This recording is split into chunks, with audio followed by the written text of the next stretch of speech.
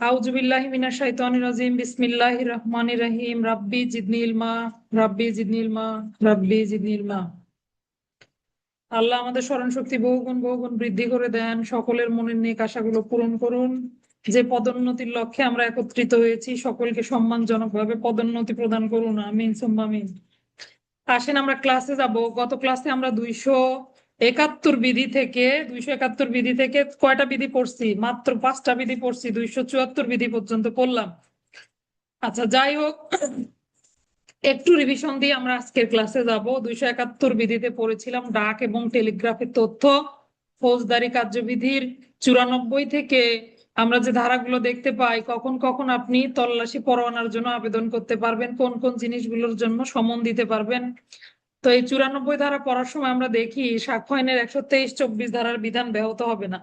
আবার ডাক বিভাগের কোনো জিনিস তল্লাশি করতে গেলে এই জিনিসগুলো যেহেতু অত্যন্ত গুরুত্বপূর্ণ, ডাক পার্সেল, তাই না, একজনের ব্যক্তিগত প্রপার্টি থাকতে পারে, তো এই তল্লাশির ক্ষেত্রে নিয়ম আছে। সেটা হলো কি, ডাক বিভাগের যে কোনো জিনিসপত্র তল্লাশি করাকালীন অবশ্যই সেই জিনিসটা যদি জনস্বার্থের ব্যাঘাত ঘটে প্রকাশ করলে এটা প্রকাশ করতে বা এই তথ্য দিতে তারা বাধ্য থাকবে না। অর্থাৎ আপনি তদন্তকারী পুলিশ কর্মকর্তা হিসেবে ডাক বিভাগের যে কোনো তথ্য চাইতে পারবেন, কিন্তু এবং তারা দিতে বাধ্য থাকবে, এটা কিন্তু জনস্বার্থের ব্যাঘাত ঘটলে সেই ধরনের তথ্য তারা দিবে না। কত বিধি? 271, সাক্ষ্য আইনের 124 ধারা, সঙ্গে ফৌজদারি কার্যবিধির 95 ধারা। একই রকম কথা এগুলোতে, এগুলো একসাথে ব্যবহার করতে বলি নাই, মানে একই ধরনের আলোচনা আছে এগুলোতে। এরপরে আমরা 272 বিধি পড়লাম, চার্জশিট সংজ্ঞা লিখে দিয়েছি, কাকে বলে চার্জশিট। অনেকগুলো গুরুত্বপূর্ণ বিষয় আমরা এখান থেকে জানতে পেরেছি। চার্জশিট কি হয়? অপরাধীরা অপরাধে যখন অভিযুক্ত তার সাক্ষ্য প্রমাণ পাওয়া যায়, তখন বিজ্ঞ আদালত বরাবর চার্জশিট প্রেরণ করেন তদন্তকারী কর্মকর্তা। কার বরাবর? কোর্ট অফিসার বরাবর প্রেরণ করেন, দ্রুততম সময়ের মধ্যে চার্জশিট প্রেরণ করেন। চার্জশিটে কি কি থাকে? অনেকগুলো বিষয় চার্জশিটে, মামলার ধারা, তারিখ, সময়, অভিযুক্ত ব্যক্তিদের নাম, ঠিকানা, হ্যাঁ লিখে দিছি, সুন্দর করে পড়ে ফেলবেন। এরকম যদি প্রশ্ন আসে, চূড়ান্ত রিপোর্ট কখন বাতিল করে চার্জশিট দেয়া যায়, এই প্রশ্নটাও কিন্তু লিখে দিয়েছি।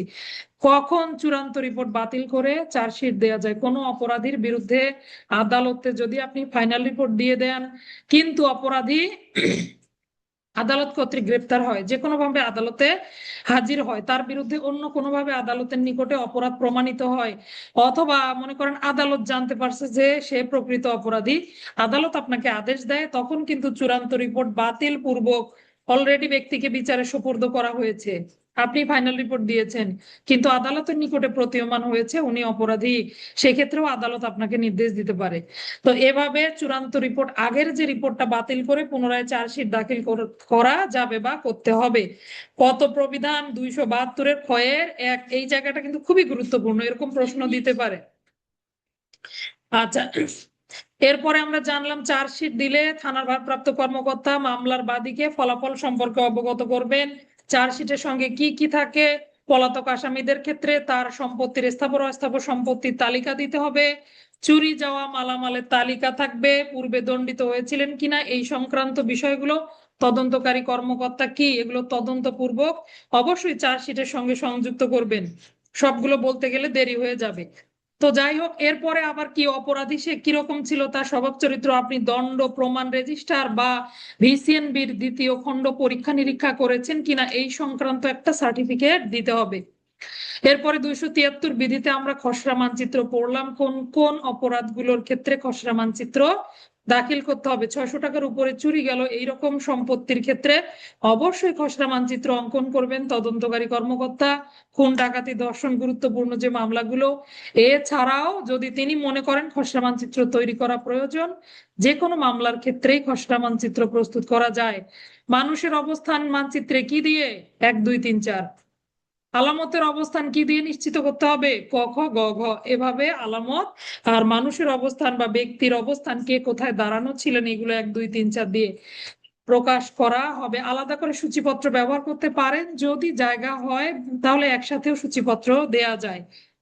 আর কি বলেছে? মামলার উপরের যে অংশ আপনি সূচিপত্র অঙ্কন করলেন, এর উপরের যে অংশ, খসড়া মানচিত্রের উপরের অংশ, অভিযুক্ত ব্যক্তির নাম এবং মামলা নম্বর, তারিখ, এগুলো অবশ্যই থাকবে। 274 বিধি পড়লাম আমরা, সাক্ষ্য মেমো বা মেমো অফ এভিডেন্স, কোন মামলার তদন্তের ফলাফল সংক্রান্ত সংক্ষিপ্ত ধারা বিবরণী তদন্তকারী কর্মকর্তা কোর্ট অফিসারের নিকটে এক কপি পুলিশ সুপার বরাবর প্রেরণ করেন, একেই বলা হয় সাক্ষ্য মেমো, সাক্ষ্যের স্মারকলিপি, এমি বা বিভিন্ন নাম আছে, তাই না? কত বিধি? 274 বিধি। কত নং বিপি ফর্ম? বেশি কষ্ট হলে বিপি ফর্ম পড়ার দরকার নাই, 41 বিপি ফর্ম। পড়তে পারলে তো আলহামদুলিল্লাহ। আচ্ছা, কবে প্রেরণ করতে হয়? বিচারের 7 দিন পূর্বে বা চূড়ান্ত ট্রায়ালের কমপক্ষে 7 দিন পূর্বে এটা প্রেরণ করতে হবে। এরপরে 275 বিধি পড়লাম, ফৌজদারি কার্যবিধি 173, প্রবিধান 275। কি পড়লাম? Final report. ফাইনাল রিপোর্ট কখন দেয়া হয়? ঠিক আছে, আচ্ছা, সমস্যা নেই। ফাইনাল রিপোর্ট কখন দেয়া হয়? চূড়ান্ত রিপোর্টের ফর্ম কখন দেয়া হয়?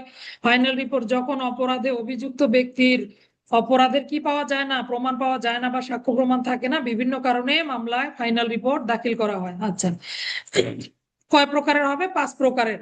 ক্লাসিফিকেশনে আর গেলাম না। আজকে আমরা পড়বো 276 বিধি থেকে শুরু করে দেখি কত দূর যেতে পারি। আসেন একটু দেখি 276 বিধিতে কি বলেছে। চূড়ান্ত রিপোর্ট পাওয়ার পর ম্যাজিস্ট্রেট পুলিশ অফিসারের বক্তব্য, চূড়ান্ত রিপোর্ট যে দাখিল করা হলো এটা পুনরায় যাচাই বাছাই পূর্বক 156(3) ধারার অধীনে পুনরায় তদন্তের জন্য নির্দেশ দিতে পারবেন। ম্যাজিস্ট্রেট ফৌজদারি কার্যবিধির কত ধারা মোতাবেক অপরাধ আমলে গ্রহণ করেন? আমাদের মনে আছে কত ধারা পড়েছিলাম? ফৌজদারি কার্যবিধির 190 ধারা মোতাবেক ম্যাজিস্ট্রেট অপরাধ আমলে গ্রহণ করেন। 190 ধারায় অপরাধ আমলে নিয়ে যেভাবে তদন্তের নির্দেশ দিতে পারেন, একইভাবে আপনি পুলিশ রিপোর্ট অর্থাৎ চূড়ান্ত রিপোর্ট দাখিল করলে সেই মামলাটা আমলে গ্রহণ করে বা মামলা ঘোষণা করে তিনি পুনরায় আপনাকে তদন্তের জন্য নির্দেশ দিতে পারেন। এটাই হলো অধিকতর তদন্ত বা বর্ধিত তদন্ত। এই ভাষাগুলো আমরা ব্যবহার করি, অধিকতর তদন্ত বা বর্ধিত তদন্ত। মূলত একটাই ভাষা হয় কিন্তু তদন্ত পুনরুজ্জীবিতকরণ আমরা দেখবো 276। একই কথা কিন্তু একটু ঘুরিয়ে ফিরিয়ে আলোচনা। আচ্ছা, বর্ধিত তদন্ত বা অধিকতর তদন্ত, তদন্তের পুনরুজ্জীবিতকরণ, এগুলোর উপরে সুন্দর করে টিকা লিখে দিচ্ছি আপনাদেরকে। এখান থেকে পড়লে আশা করি আপনাকে আর অন্য কোনো দিকে যেতে হবে না। একদম স্পষ্ট করে লেখা আছে কোনটা বর্ধিত তদন্ত বা কখন আপনি এভাবে লিখবেন, পুনরুজ্জীবিতকরণ আসলে কিভাবে লিখবেন। তাহলে 276 বলেছে আপনি ফাইনাল রিপোর্ট দাখিল করার পরেও ম্যাজিস্ট্রেট পুনরায় তদন্তের জন্য আপনাকে নির্দেশ দিতে পারবেন। এখন আসেন, যদি অভিযুক্ত ব্যক্তি গ্রেপ্তার না হয়ে থাকে, ফৌজদারি কার্যবিধি 204-এ আমরা দেখেছিলাম পরোয়ানা দেয়া। 204 ধারার বিধান মোতাবেক ম্যাজিস্ট্রেট ওয়ারেন্টও ইস্যু করতে পারবেন। তাহলে কতগুলো কথা বলেছে? পুনরায় তদন্তের নির্দেশ দিতে পারবে, 204 ধারা মোতাবেক ওয়ারেন্ট জারি করতে পারবে, এবং ঘটনা সম্পর্কে অবগত ব্যক্তিদের সাক্ষীদের নাম ঠিকানা সংগ্রহ করার জন্য তদন্তকারী কর্মকর্তাকে নির্দেশ দিতে পারবে। এবার আসেন চূড়ান্ত রিপোর্ট পর্যালোচনা করার পর যদি আবার তদন্তের নির্দেশ দেয় তখন কি হবে? তখন আবার এটা রেজিস্টারে লিপিবদ্ধ করতে হবে এবং পরবর্তী তদন্তে যদি অভিযোগ প্রমাণিত হয় আবার চার্জশিট একটা প্রেরণ করতে হবে। আর যদি প্রমাণিত না হয় আবার ফাইনাল রিপোর্ট দেওয়া যাবে, যেটাকে আমরা সম্পূরক চার্জশিট বা সম্পূরক ফাইনাল রিপোর্ট বলে চিনি। বুঝতে পারলাম ঘটনা? তাহলে আপনি চূড়ান্ত রিপোর্ট দাখিলের পর, আমরা যে কালকে চূড়ান্ত রিপোর্ট দাখিল পড়লাম, চূড়ান্ত রিপোর্টে একটা কথা পড়েছিলাম, আপনাদের মনে আছে কিনা? চূড়ান্ত রিপোর্ট দাখিলের সময় অবশ্যই মামলা পুনরুজ্জীবিত করার জন্য একটু অপশন রেখে চূড়ান্ত রিপোর্টটা দাখিল করতে হবে, যেন মামলা পরবর্তীতে ম্যাজিস্ট্রেট তদন্তের নির্দেশ দিলে কি হয়, আবার তদন্তের সুযোগ থাকে। আবার তদন্তের সুযোগ রেখেই চূড়ান্ত রিপোর্ট দাখিল করতে হবে। তাহলে ম্যাজিস্ট্রেট আপনার চূড়ান্ত রিপোর্ট যাচাই বাছাই করার পর যদি মনে করেন না এটা আরো তদন্ত হওয়া প্রয়োজন, তখন তিনি আরো তদন্তের নির্দেশ দিতে পারেন। এইভাবে যে নির্দেশটা দেন এটাই হলো বর্ধিত তদন্ত বা অধিকতর তদন্ত বলতে পারেন।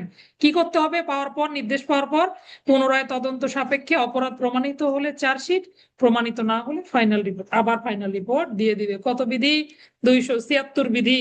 এইবার আসেন দেখবো 277, তদন্তের পুনরুজ্জীবিতকরণ।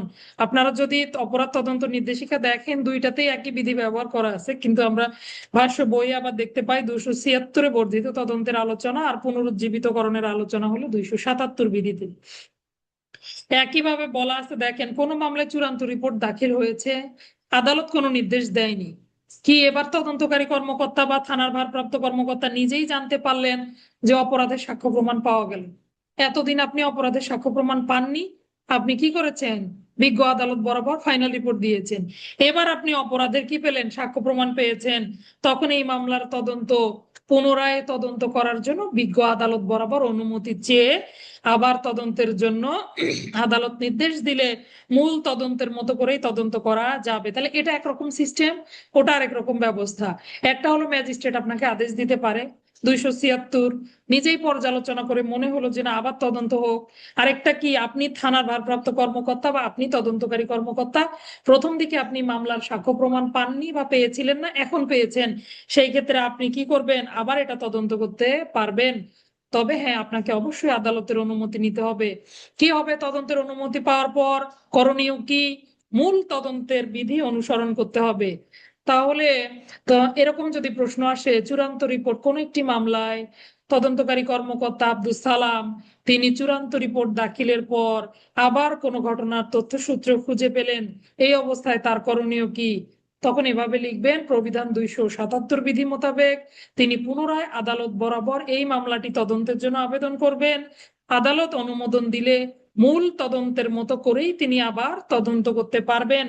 এবার পুনঃ তদন্তে যদি সাক্ষ্য প্রমাণ পান, তাহলে চার্জশিট সম্পূরক চূড়ান্ত রিপোর্ট বা সম্পূরক চার্জশিট দাখিল করবেন। আগে ফাইনাল রিপোর্ট দিয়ে থাকলে আবার কি হবে, সম্পূরক ফাইনাল রিপোর্ট দিবে অথবা চার্জশিট প্রদান করতে পারবে।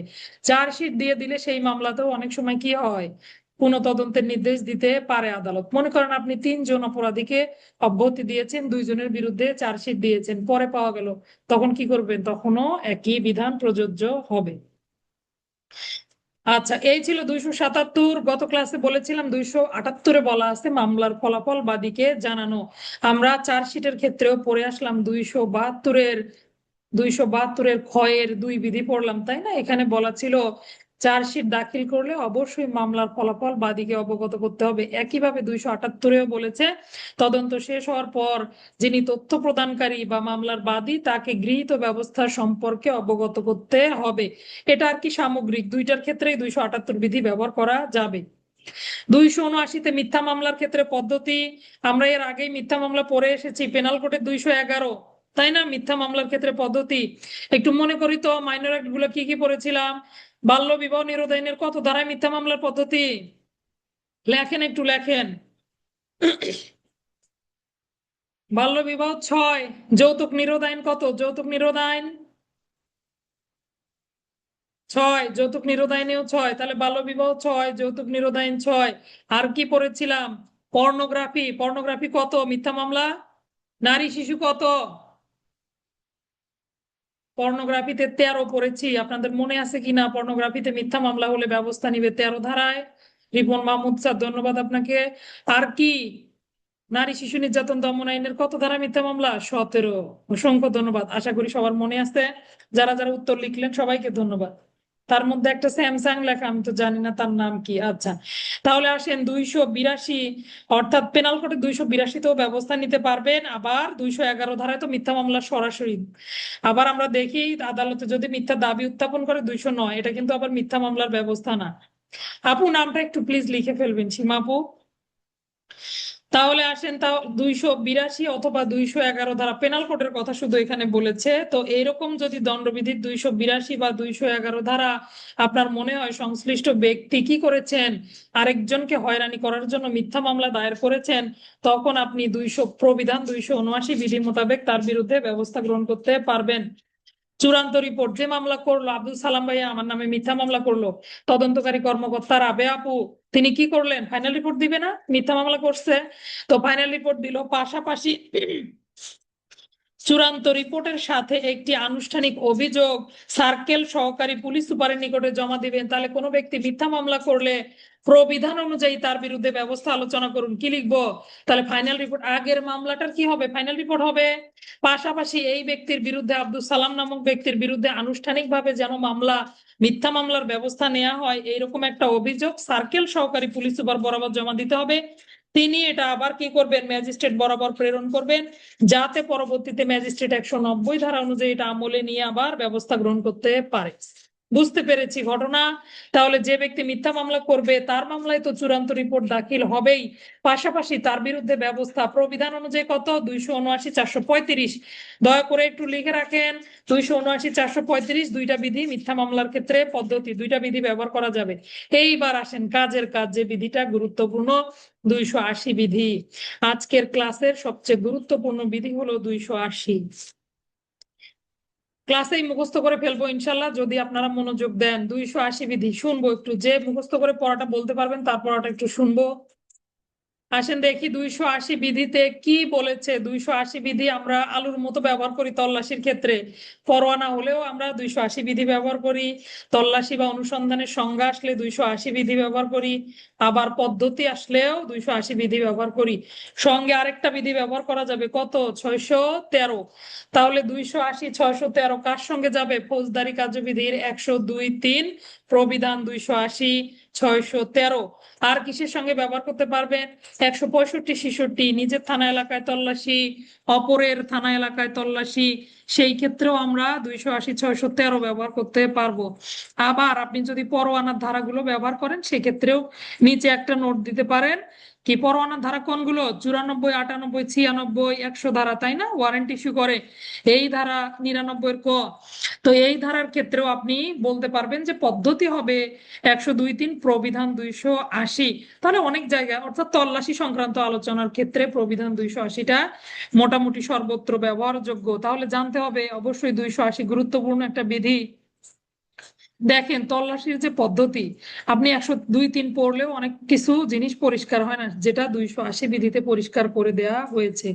প্রথমে আসেন 280 ক, সবগুলো বিধি একটু পড়তে হবে, মানে উপবিধিগুলো পড়তে হবে। 280 ক বিধিতে বলেছে আপনার কাছে যদি পরোয়ানা থাকে, ওয়ারেন্ট মূলে তল্লাশি করেন, তাহলে তো খুবই ভালো। পরোয়ানা থাকলে যে জায়গা পরোয়ানায় উল্লেখিত সেই জায়গা আমরা তল্লাশি করতে পারবো।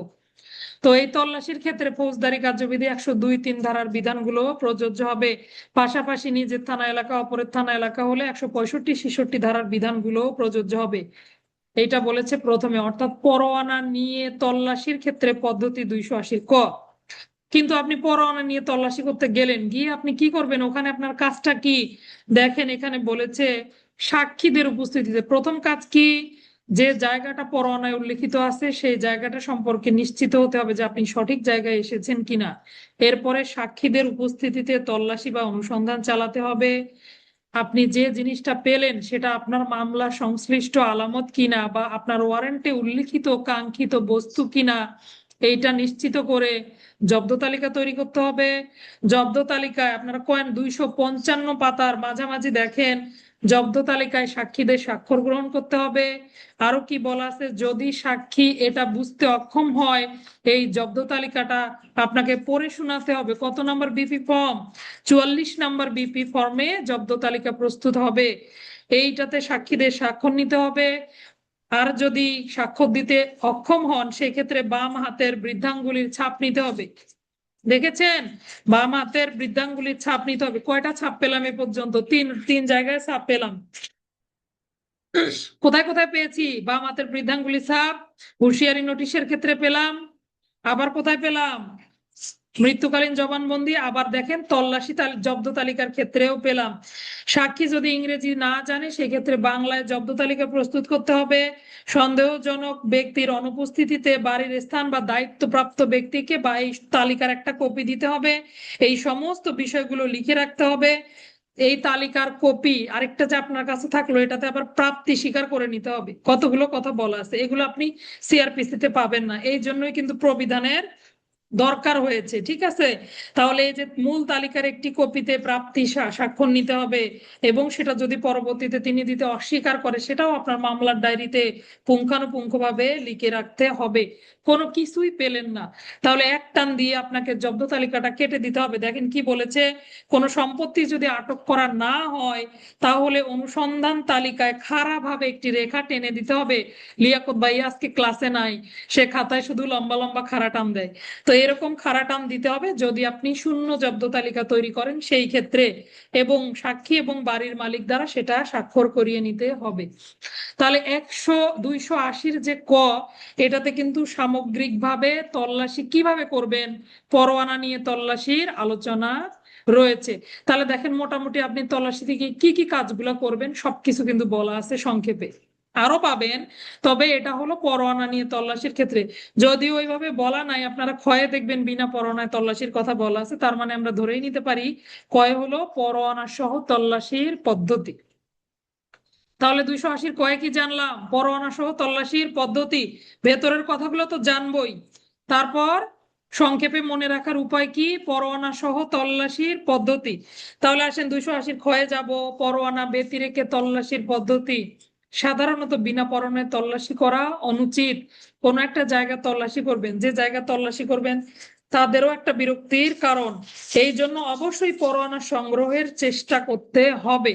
কোনোভাবেই যদি পরোয়ানা সংগ্রহ করা না যায় তাহলে বিনা পরোয়ানাতেও তল্লাশি করা যাবে, কিন্তু যিনি তল্লাশি করবেন তদন্তকারী কর্মকর্তা, তাকে নিশ্চিত হতে হবে যে আপনি তদন্ত সংশ্লিষ্ট মালামাল ওইখানেই পাবেন। আপনার সন্দেহ দৃঢ় ভিত্তির হতে হবে।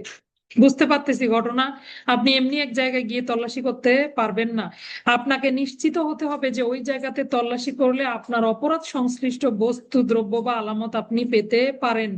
এরকম শতভাগ নিশ্চিত হয়ে তবেই আপনি তল্লাশি করতে পারবেন। এছাড়া তল্লাশি করা বেআইনি বলে গণ্য হবে। এই যে বিনা পরোয়ানায় তল্লাশি কখন প্রযোজ্য হবে? ফৌজদারি কার্যবিধির 165 ধারার ক্ষেত্রে প্রযোজ্য হবে। অর্থাৎ আপনি তদন্তকারী কর্মকর্তা, আপনার মামলা সংশ্লিষ্ট কোনো বস্তু, দ্রব্য বা আলামত আপনি পেতে পারেন অমুক জায়গায় গেলে, তখনই এই যুক্তিসঙ্গত কারণটা আপনাকে সিডিতে সুন্দর করে নোট দিয়ে এখানে আপনাকে তল্লাশি করতে যেতে হবে। এই কথাগুলোই বলেছে। তবে কি দেখেন, পুলিশ অফিসারকে অবশ্যই তার ডায়েরিতে এগুলো লিখতে হবে। বিশ্বাসের কারণ, আপনি কেন বিশ্বাস করতেছেন যে ওই জায়গাতেই তল্লাশি করলে আপনি পাবেন, এবং কি খুঁজতেছেন, আপনি ওখানে গিয়ে কি খুঁজতে চান। সঙ্গে সঙ্গে এই রেকর্ডের একটা কপি প্রয়োজনে ম্যাজিস্ট্রেটের নিকটেও পাঠাতে হবে। আমরা এমনি সিডি গুলো পরে পাঠিয়ে দেই। তো ম্যাজিস্ট্রেটের, ক্ষমতাপ্রাপ্ত ম্যাজিস্ট্রেটকে কি করতে হবে? এই কপি একটা পাঠাতে হবে আপনার বিশ্বাসের কারণ এবং কি দ্রব্য আপনি খুঁজতেছেন, এগুলো ম্যাজিস্ট্রেটকে অবগত করতে হবে। যদি কোনো তালাবদ্ধ স্থান আপনি তল্লাশি করেন, সেক্ষেত্রে যে ব্যক্তি তালা খুলে দিল তার নাম, ঠিকানা সবকিছু মামলার ডায়েরিতে লিখে রাখতে হবে। এই ছিল বিনা পরোয়ানায় তল্লাশি। তাহলে পরোয়ানা নাই, এই ক্ষেত্রে তল্লাশি করা যাবে কি যাবে না? যায়। ফৌজদারি কার্যবিধির কত ধারার ক্ষেত্রে? 165 ধারার ক্ষেত্রে। যদি আবদ্ধ স্থান তল্লাশি করেন সেক্ষেত্রে যে ব্যক্তির নিকট থেকে তালা খুলে নিলেন অবশ্যই সেই ব্যক্তির নাম, ঠিকানা সবকিছু সুন্দরভাবে লিখে রাখতে হবে মামলার ডায়েরিতে। এবং যদি আটককৃত মালামাল কোনো ব্যক্তি দাবি করেন, এই দাবিকৃত ব্যক্তির নাম, ঠিকানাও লিখে রাখতে হবে। বিনা পরোয়ানায় তল্লাশি আপনি কখন করতে পারবেন? আপনার সন্দেহ যুক্তিসঙ্গত হতে হবে, দৃঢ় ভিত্তির হতে হবে, তবেই আপনি বিনা পরোয়ানায় তল্লাশি করতে পারবেন। এছাড়া বিনা পরোয়ানায় তল্লাশি করা অনুচিত। অনুচিত কিন্তু আপনাকে বলেনি যে করা যাবে না। হ্যাঁ, আপনি যদি আপনার মামলার সুরাহা করতে না পারেন, আপনার যেতেই হবে, তখন আপনি তল্লাশি করবেন না? অবশ্যই তল্লাশি করতে পারবেন। তাহলে কি কি জানলাম? 280-র ক, পরোয়ানা নিয়ে তল্লাশির পদ্ধতি আলোচিত হয়েছে। 280-র খ, বিনা পরোয়ানায় তল্লাশির পদ্ধতি। এইবার যাব 280-র গ। আমরা পড়েছিলাম 165-র 2 উপধারা, মনে আছে কিনা আপনাদের? সম্ভব হলে থানার ভারপ্রাপ্ত কর্মকর্তা বা তদন্তকারী কর্মকর্তা নিজেই যেন তল্লাশি করেন। কোনোভাবে তিনি নিজে তল্লাশি করতে না পারলে অধস্তনকে দিয়ে তল্লাশি করাতে পারবেন, তবে লিখিতভাবে আদেশ করতে হবে যে এই কারণে আমি তল্লাশিতে যেতে পারছি না, আমার স্থলে আব্দুল সালাম নামক ব্যক্তিকে আমি তল্লাশিতে পাঠালাম। তো এটা আবার লিখিতভাবে এই আদেশটা আব্দুল সালামকে দিতে হবে। এটাই বলেছে 280-র গ, যেন সম্ভব হলে থানার ভারপ্রাপ্ত কর্মকর্তা অথবা তদন্তকারী কর্মকর্তা, যিনি ইন্সপেক্টরের নিচে হবেন না, এখানে বলা আছে ইন্সপেক্টরের নিচে হবেন না, সম্ভব হলে নিজেই এটা অনুসন্ধান করবেন। তদন্তের ক্ষমতা সাব ইন্সপেক্টরকে দেয়া থাকলে তিনিও পারবেন। অর্থাৎ তদন্তকারী কর্মকর্তা যিনি, সেই র্যাঙ্কের লোক কিন্তু পারবেন। সম্ভব হলে নিজেই প্রকৃতভাবে অনুসন্ধান করবেন। যদি কোনোভাবে সম্ভব না হয় অবশ্যই লিখিত আদেশ দিয়ে দায়িত্ব অর্পণ করতে হবে। 280-র ক, পরোয়ানা সহ তল্লাশির পদ্ধতি। 280 খ বিনা পরোয়ানায় তল্লাশির পদ্ধতি। 280 গ তদন্তকারী কর্মকর্তা ওসি সম্ভব হলে নিজে তল্লাশি করবেন, না হলে লিখিত আদেশ দিয়ে তল্লাশি করাবেন। 280 ঘ এই যে তল্লাশি শুরু করার পূর্বে, অনুসন্ধান শুরু করার পূর্বে বাড়ির মালিক বা তার প্রতিনিধির সামনে, মালিক নাই যিনি আছে প্রতিনিধি, তার সামনে কার কার 3জন ব্যক্তি, পুলিশ অফিসার, সাক্ষী, সংবাদদাতা। কে কে? পুলিশ অফিসার, সাক্ষী, সংবাদদাতা যদি থাকে 3জনের শরীর তল্লাশি করে তার সামনেই শরীর তল্লাশি করে দেখাতে হবে, তাহলে আপনিও আপনার শরীরও তল্লাশির অন্তর্ভুক্ত। দেখেন সাধারণত কোর্টে এই বিষয়গুলো তদন্তকারী কর্মকর্তাকে ফেস করতে হয়, যে আপনি যে তল্লাশি করতে গিয়েছিলেন আপনার শরীর কে তল্লাশি করেছে। এগুলো কিন্তু জেরা করে বা এরকম পেঁচিয়ে প্রশ্ন করে অ্যাডভোকেটরা, যারা সাক্ষী দিয়েছেন তাদের অভিজ্ঞতা আছে। আবার অনেকেই মনে করে পুলিশ অফিসারের তো শরীর তল্লাশি করার কোনো ব্যাপার নাই, আছে পুলিশ অফিসারের শরীরও তল্লাশি করতে হবে। এই দেখেন প্রবিধানে স্পষ্ট করে বলা আছে, অনুসন্ধান শুরু করার পূর্বে বাড়ির মালিক বা প্রতিনিধির সামনে তদন্তকারী পুলিশ অফিসার, সাক্ষী, খবরদাতাকে পরীক্ষা করতে হবে। পরীক্ষা করতে হবে মানেই হলো তাদের দেহ তল্লাশি করতে হবে। এই ছিল 280 ঘ। 280 মতে যাব। দেখেন তল্লাশি আপনি কখন করবেন, দিনের বেলা না রাতের বেলা তল্লাশি করবেন? আপনারা মাদক দ্রব্য নিয়ন্ত্রণ আইন বলেন 23 ধারায় আপনারা পাবেন 23-এর 2 মাদক দ্রব্য নিয়ন্ত্রণ আইনের তল্লাশি কখন করা উত্তম? দিনের বেলা তল্লাশি করা উত্তম। আচ্ছা, এরপরে আবার আফিম আইনের 14 ধারা এখানে লেখাই আছে, দেখেন প্রবিধান 280 বিধিতে আফিম আইনের 14 ধারা মোতাবেক দিনের বেলা তল্লাশি করা উত্তম। আরো পাবেন ফরমালিন আইন বা বিভিন্ন আইনে দেখতে পাবেন আপনারা বলা আছে যেন দিনের বেলাতেই তল্লাশি করা হয়, একেবারেই অপরিহার্য না হলে রাতের বেলা তল্লাশি করা উচিত নয়। এখন মনে করেন তদন্তকারী কর্মকর্তার নিকটে মনে হলো আমি যদি দিনের বেলা যাই আমার আলামত নষ্ট হয়ে যেতে পারে বা লুকিয়ে ফেলতে পারে, সরিয়ে ফেলতে পারে, সেক্ষেত্রে আপনি অবশ্যই রাতের বেলা তল্লাশি করতে পারবেন, তবে দিনে তল্লাশি করা উত্তম। তাহলে এরকম এমসিকিউ আসলো, তল্লাশির উত্তম সময় কোনটি? দিন, রাত, সূর্যাস্তের পর, যে কোনো সময়। তাহলে কি লিখবেন? অবশ্যই দিনের বেলা তল্লাশি করা উত্তম। কত? 280 প্রবিধান। পরোয়ানা সহ তল্লাশির নিয়ম বা পদ্ধতি 280 ক। বিনা পরোয়ানায় তল্লাশির পদ্ধতি আমার সাথে সাথে একটু বলেন। বিনা পরোয়ানায় তল্লাশির পদ্ধতি 280 খ। তল্লাশি নিজেই করবেন তদন্তকারী কর্মকর্তা অথবা লিখিত আদেশ দিবেন 280 গ। নিজের শরীর তল্লাশি করবেন, সাক্ষীদের শরীর তল্লাশি করবেন বাড়ির মালিকের উপস্থিতিতে 280 ঘ। দিনের বেলা তল্লাশি করা উত্তম 280 ও।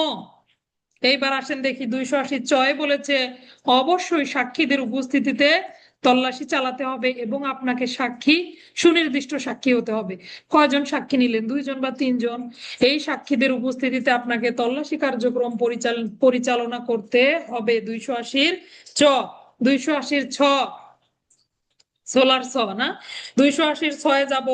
এই সাক্ষীরা অবশ্যই কি সাক্ষী হতে হবে? নিরপেক্ষ সাক্ষী হতে হবে। তো সাক্ষী এমন লোককে বানালেন তিনি আবার আপনার পক্ষের সাক্ষী, তখন আপনাকে প্রশ্নের সম্মুখীন হতে হবে, জবাব দিতে হবে কোন কোন ব্যক্তি সাক্ষী হওয়ার যোগ্য। এরকম প্রশ্ন যদি দেয়, সাক্ষীর যোগ্যতা আলোচনা করুন, কে কে সাক্ষী হতে পারবে, নিম্নলিখিত কোন ব্যক্তিগণ সাক্ষী হওয়ার যোগ্য বলে বিবেচিত হবেন না, এরকম প্রশ্ন দিতে পারে। এই প্রশ্নগুলোর উত্তর আমরা এখানে পাবো। দেখেন বলেছে বিশেষ বিশেষ মামলায় বাড়ি তল্লাশির সাক্ষীর সংখ্যা নিরূপিত হবে। অবশ্যই আপনি সাক্ষী সুনিশ্চিত করবেন, 2জন বা 3জনের উপস্থিতিতে সাক্ষ্য গ্রহণ করলেন, তারা অবশ্যই ওই গ্রাম বা পার্শ্ববর্তী গ্রামের বাসিন্দা হতে পারবে। তাহলে শুধুমাত্র ওখানকার লোকই হতে হবে এমন কোনো কথা নেই, পার্শ্ববর্তী গ্রামের বাসিন্দাকেও সাক্ষী বানানো যাবে। এবং পরবর্তীতে প্রয়োজনে আপনি চিঠি দিয়েও তাদেরকে তল্লাশিতে হাজির থাকার জন্য অনুরোধ জানাতে পারবেন। তাহলে সাক্ষীদেরকে তদন্তকারী কর্মকর্তা সমন দিয়ে ডাকতে পারবেন উপস্থিত থাকার জন্য। কত বিধি? 280 ছ বিধি। সাক্ষীদের উপস্থিতিতে তল্লাশি চালাতে হবে 280 ছ বিধি। আচ্ছা, চটা একটু আমি মিস করে গেছি, দুঃখিত। চয়ে কি হবে? চয়ে হলো তল্লাশিতে প্রাপ্ত মালামাল ব্যতীত অন্য কোনো মালামাল হস্তগত করা যাবে না। আচ্ছা, একটু এদিক সেদিক হয়ে যায় যখন, তখন আপনারা দেখি ক্লাসে আপনাদের মনোযোগ নাই না, স্যার যা বলতেছে তাই ঠিক। লিখে দিছি না আপনাদেরকে। 280 চয়ে হলো তল্লাশি যে মালামালের উদ্দেশ্যে কাঙ্ক্ষিত বস্তু, এটা ছাড়া আপনি অন্য কোনো মালামাল হস্তগত করতে পারবেন না, বা অন্য কোনো মালামাল আপনি নিতে পারবেন না, এটা হলো চ। ছয় হলো সাক্ষীদের উপস্থিতিতে বা সাক্ষীদের সংখ্যা থাকবে, সাক্ষীদের উপস্থিতিতে তল্লাশি চালাতে হবে। আর বর্গীয় জয় হলো এই সাক্ষীরা কেমন হবে বা তাদের প্রকৃতি কেমন হবে, অবশ্যই নিরপেক্ষ সাক্ষী হতে হবে। পাশাপাশি দেখেন কাদের কথা বলেছে, পঞ্চায়েতের সদস্য অথবা গ্রাম প্রধান যিনি, তিনি কিন্তু সাক্ষী হতে পারবেন। আবার গুপ্তচর, মদ্যপ, সন্দেহজনক চরিত্রের লোক, তাদেরকে সাক্ষ্য দানের জন্য ডাকা উচিত নয়। আগে থেকেই একটা মামলা হয়ে আছে বা ডাকু একজন আসামি, তাকে আপনি কি করতে পারবেন না, সাক্ষী বানানো উচিত নয়। কোন ব্যক্তি সাক্ষী হিসেবে গ্রহণের জন্য অস্বীকৃতি করলে, আপনি কাউকে ডাকছেন সাক্ষীর জন্য কিন্তু সে সাক্ষী হবে না, তখন কি করতে হবে, এটা আবার আপনাকে মামলার ডায়েরিতে নোট দিতে হবে। আচ্ছা, তাহলে কাঙ্ক্ষিত বস্তু ব্যতীত অন্য কোনো মালামাল হস্তগত করা যাবে না। 280 চ, সাক্ষীদের উপস্থিতিতে তল্লাশি করতে হবে। পার্শ্ববর্তী গ্রামের হতে পারে, ওই গ্রামের হতে পারে, সমন দিয়ে ডাকতে পারবেন। 280 ছ, এই সাক্ষী অবশ্যই নিরপেক্ষ ব্যক্তি, সম্মানিত ব্যক্তি, গ্রাম পঞ্চায়েতের সদস্য হলে ভালো, কিন্তু গুপ্তচর, মদ্যপ অথবা সন্দেহজনক চরিত্রের লোক হতে পারবে না। 280 বর্গীয় জ। এইবার আসেন 280 ঝ।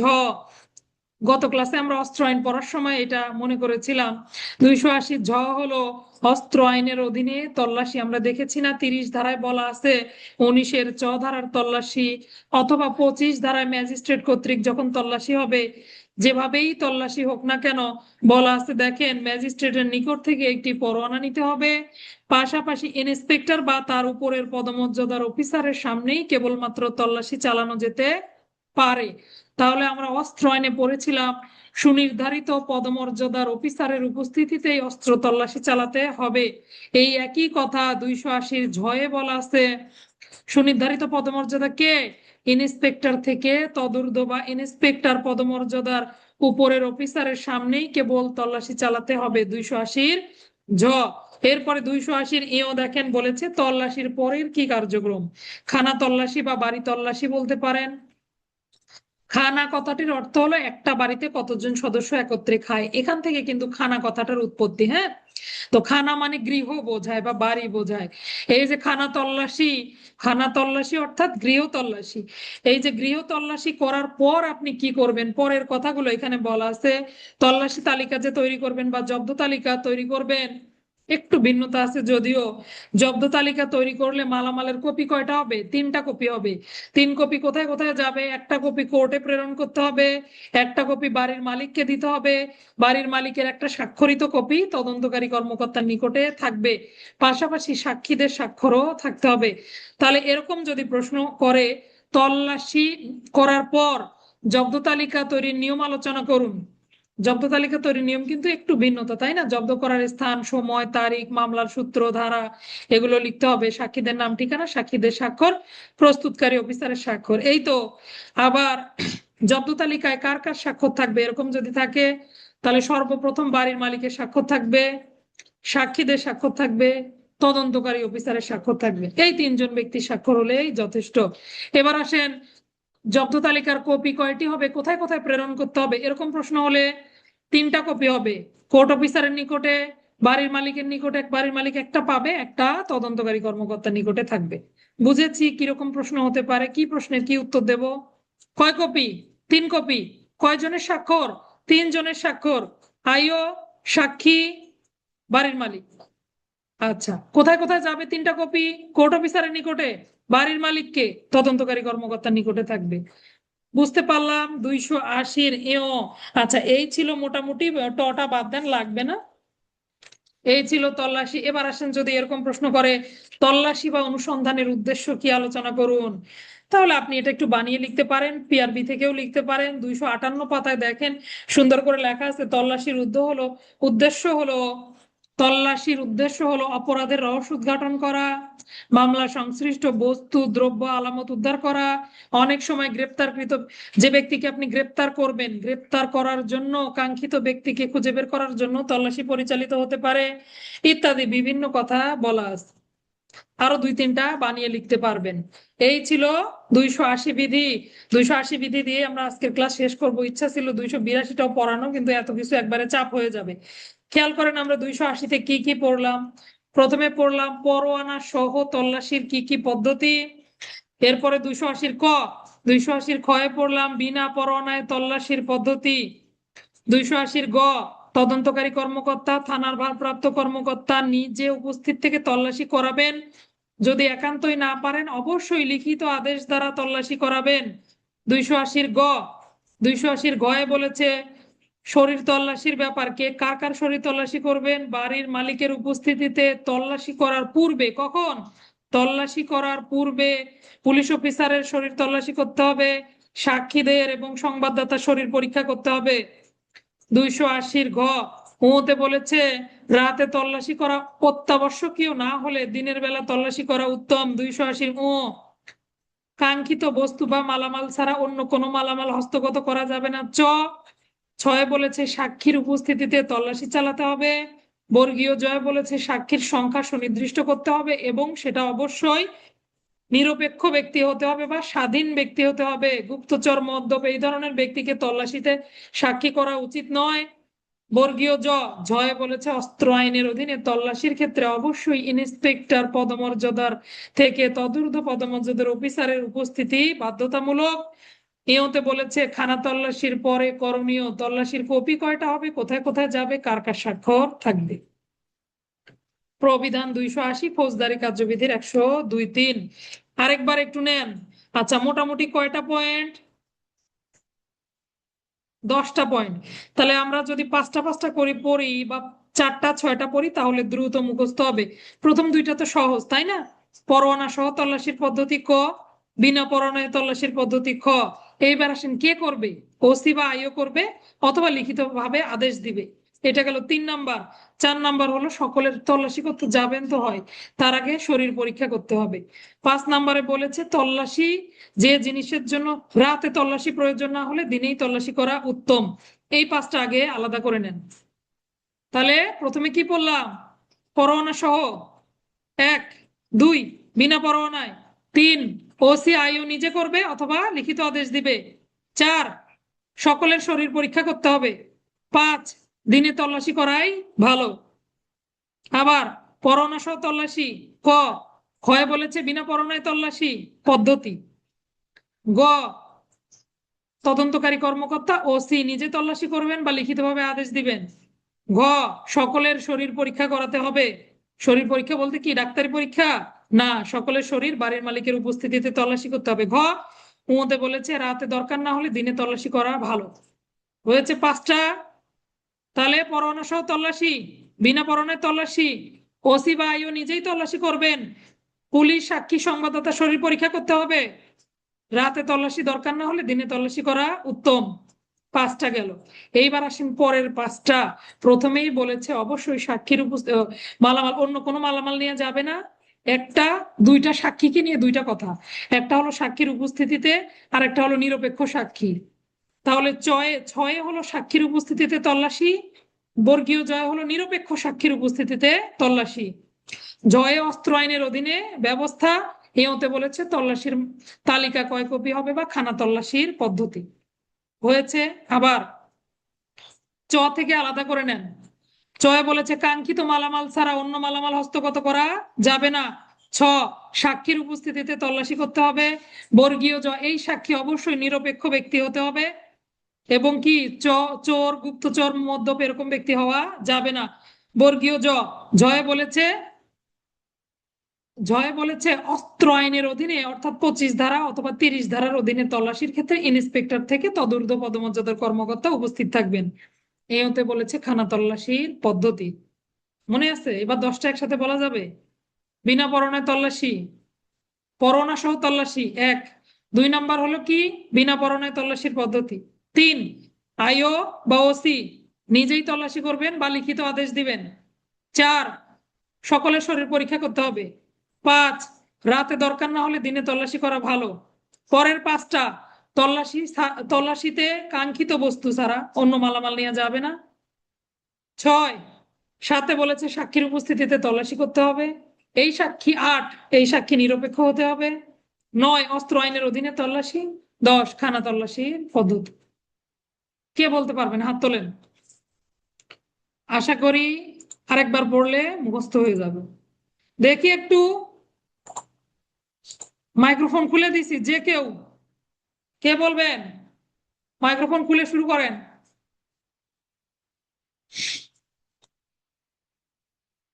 280টা পড়তেই হবে, প্রত্যেকটা উপবিধি গুরুত্বপূর্ণ। আচ্ছা, আরো বলতে হবে? কেউ বলতে পারবেন না? পাঁচটা পাঁচটা করে বলেন। তানিয়া বলো, আসসালামু আলাইকুম স্যার। রাবেয়া আপু বলেন। আচ্ছা আসসালামু তানিয়া আলাইকুম। বলো। ওয়ালাইকুম হচ্ছে আসসালাম। পরোনা, হয় হচ্ছে বিনা পরোনায়। আচ্ছা বলুন। তারপরে গয়া হচ্ছে আহ, গয়া হচ্ছে কি জানি বললো, তদন্তকারী অর্পণ কর্মকর্তা। করবে, দায়িত্ব অর্পণ করবে, দায়িত্ব হুম অর্পণ করবে। হুম। তারপর হচ্ছে ঘয় হচ্ছে পরীক্ষা করবে। শরীর, রাইট। উম্মুতে হচ্ছে আহ, উম্মুতে কি বললো? ওমতে বলছি রাতের বেলা তল্লাশি করার দরকার নাই। রাতের বেলা না হলে দিনের বেলা করলে ভালো হয়। হুম তারপরে হচ্ছে চ, চ আলাদা হবে। চ বলছে যে নিরপেক্ষ যে কোনো বস্তু ছাড়া অন্য বস্তু পরীক্ষা করা যাবে না। তারপরে হচ্ছে উম্মতে বলছে নিরপেক্ষ সাক্ষী হতে হবে, আগে সাক্ষীদের উপস্থিতিতে তল্লাশি হবে। এর সাক্ষীতে পরেরটা উপস্থিত হলো, হতে হবে, নিরপেক্ষ হতে হবে। হুম, আর হচ্ছে অস্ত্র কি জানি হলো এটা, অস্ত্র অস্ত্র আইনের অধীনে তল্লাশির ক্ষেত্রে ওটাতে তল্লাশি করতে সুনির্ধারিত হবে। পদমর্যাদার কর্মকর্তা থাকবে। আরেকটা আছে বলো। আরেকটা হলো খানা তল্লাশির পরে করণীয় আরেকটা কি? আছে, সেটা হলো যে থানা তল্লাশি হুম। 3 কপি হবে। 3 কপির মধ্যে 2 কপি, একটা একটা হচ্ছে কোর্টে প্রেরণ করতে হবে। আর আরেকটা হলো বাড়ির মালিক, আর আরেকটা একটা হলো, হলো তদন্তকারী। গুড। এই তো তদন্ত আমার ব্যাটসম্যান, কততে হবে না ইনশাল্লাহ। হ্যাঁ, রাবিয়া আপু বলেন। মাশাল্লাহ, শাপলা তোমাকে ধন্যবাদ। আলাইকুম। ওয়ালাইকুম আসসালাম।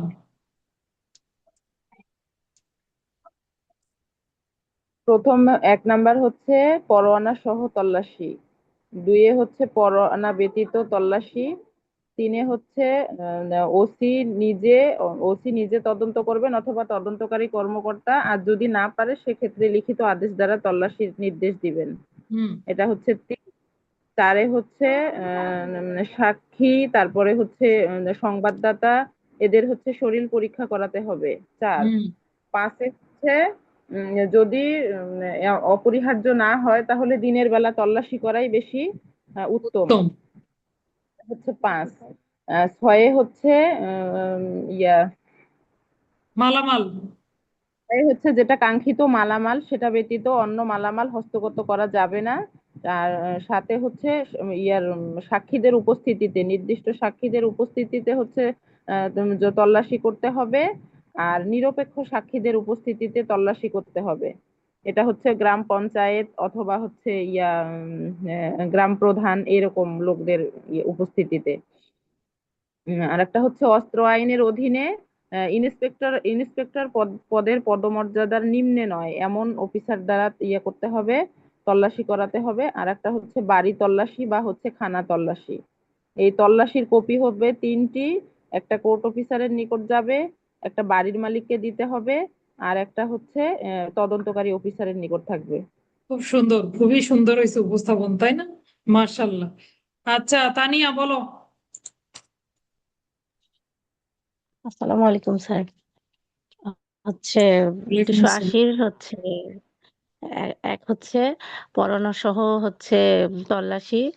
2 হচ্ছে বিনা পরোয়ানায় তল্লাশি। 3 হচ্ছে ওসি ওসি বা হচ্ছে তদন্তকারী কর্মকর্তা নিজে তল্লাশি করবেন অথবা হচ্ছে আহ, লিখিত লিখিত আদেশ দিয়ে একজন হচ্ছে অফিসারকে দায়িত্ব দিবেন, হচ্ছে তিনি তল্লাশিটা সম্পন্ন করবেন। 4-এ বলছে হচ্ছে অনুসন্ধান আরম্ভের পূর্বে মানে শুরুর পূর্বে হচ্ছে এই তদন্তকারী কর্মকর্তা, সাক্ষী এবং যিনি খবর দিলেন তা হচ্ছে তাদের পরীক্ষা মানে তাদের নিজেরা তল্লাশি করে তারপরে অনুসন্ধানটা শুরু করবেন। 5-এ বলছে হচ্ছে অপরিহার্য না হলে দিনের বেলায় হচ্ছে তল্লাশি করা উত্তম। 6-এ বলছে হচ্ছে কাঙ্ক্ষিত বস্তু ছাড়া অন্য কোনো বস্তু তল্লাশি করা যাবে না। 7-এ বলছে নির্দিষ্ট সংখ্যক হচ্ছে সাক্ষীদের সামনেই হচ্ছে মানে তল্লাশি করতে হবে। আর হচ্ছে 8-এ বলছে যে এই নির্দিষ্ট সংখ্যক হচ্ছে সাক্ষীগণ, যেমন হচ্ছে পঞ্চায়েত বা গ্রাম প্রধানের সামনে হচ্ছে মানে হলে আর কি ভালো উত্তম, হয়। হ্যাঁ। এক্ষেত্রে গুপ্তচর বা মদ্যপ এই ধরনের সাক্ষী যেন না হয়। আর হচ্ছে 9-এ বলছে যে অস্ত্র আইনের ক্ষেত্রে ইন্সপেক্টরের তদূর্ধ্ব পদমর্যাদার লোকজন থাকতে হবে। 10-এ বলছে হচ্ছে খানার তল্লাশি মানে বাড়ি তল্লাশি কথা বলছে। এক্ষেত্রে হচ্ছে 3টি কপি হবে, যে জব্দ তালিকা 3 কপি হবে, 1 কপি কোর্ট অফিসার, আর এক কপি হচ্ছে বাড়ির মালিক, আর 3 নাম্বার কপিটা হচ্ছে তদন্তকারী কর্মকর্তার নিকট থাকবে। সুন্দর, খুবই সুন্দর হয়েছে সবার পড়া, আলহামদুলিল্লাহ। আশা করি এরপর আরেকটু পড়লে, একবার নিজে পড়লে এটা আর আপনাদের ভুল হবে না। কিন্তু হ্যাঁ, এই যে আজকে পড়ে যে বইটা বন্ধ করবেন, এটা আর কোনোদিন যদি না খোলেন তাহলে কি এটা মনে থাকবে বলেন? ক্লাসের যে টেকনিক গুলো বলে দেই বা যেভাবে ছোট করে আমি জিনিসগুলো বলে দিই, এটা আপনাকে কয়েকদিন পর পর তো উল্টাতে হবে বই। এখন কি আগের মতো শুধু ছাত্র জীবন আছে যে শুধুই পড়ালেখা আর কিছু নাই? আপনার চাকরি আছে, সবকিছু সামলে তারপর পড়ালেখা। এই জন্য আপনাকে বেশি বেশি উল্টাতে হবে, এগুলো দেখতে হবে। যেখানেই সমস্যা হবে রেকর্ডিং শুনে নিতে হবে। আপনারা তো মনে হয় না কেউ আর পুরোনো রেকর্ডিং গুলো কেউ শোনেন। ভিডিও গুলো পাবেন না, অনেক সময় অডিও গুলো ইউটিউবে গেলে ভিডিও পাবেন, অডিও গুলো কিন্তু ক্লাসে থেকে যায়। অডিও গুলো আমি ডিলিট করি না সহজে, ভিডিও বেশি ফাইল নেয় তো ওই জন্য ভিডিও থাকে না। কিন্তু আপনারা দ্বিতীয়বার আর রেকর্ডিংও শোনেন না, আর এগুলো আজকে যে পড়লেন জিনিসটা মুখস্থ হলো কত সুন্দর, এরপর এটা আর প্র্যাকটিস করেন না, তাহলে কি মনে থাকবে বলেন? এই জন্য শুধু ক্লাসের সাথে সাথে পড়লে হবে না, এটা আপনাকে কিছুদিন পর পর রিভিশনে রাখতে হবে। যেটা আমার আব্দুল সালাম ভাই মোটামুটি পড়ে, তার এই ক্লাসের প্রশ্নের উত্তর দেখলে বোঝা যায় যে না, সে সব সময় বই নাড়াচাড়াই করে, কিন্তু সে লিখতে চায় না, তার একটাই সমস্যা, লিখতে চায় না। ঠিক আছে, আর সময় দিতে পারছি না। ধন্যবাদ সবাইকে, আজকে এ পর্যন্তই। আগামী ক্লাসে যে কোনো একটা মাইনর অ্যাক্ট হবে শনিবার। কালকে শুক্রবার রাত 8 ঘটিকায় আপনাদের এমসিকিউ পরীক্ষা অনুষ্ঠিত হবে, যেই পরীক্ষার ফলাফলের উপর নির্ভর করছে পুরস্কার, তাই কিনা? তো তাহলে অবশ্যই আপনারা ভালোভাবে এমসিকিউ পরীক্ষায় অংশগ্রহণ করবেন। টপিক হলো কয়টা? পর্নোগ্রাফি নিয়ন্ত্রণ আইন, অস্ত্র আইন, নারী শিশু নির্যাতন দমন আইন, যৌতুক নিরোধ আইন, বাল্য বিবাহ। এই 5টা আইনের উপরে আপনাদের একটা পরীক্ষা হবে, এমসিকিউ। ঠিক আছে, আল্লাহ হাফেজ, আসসালামু আলাইকুম।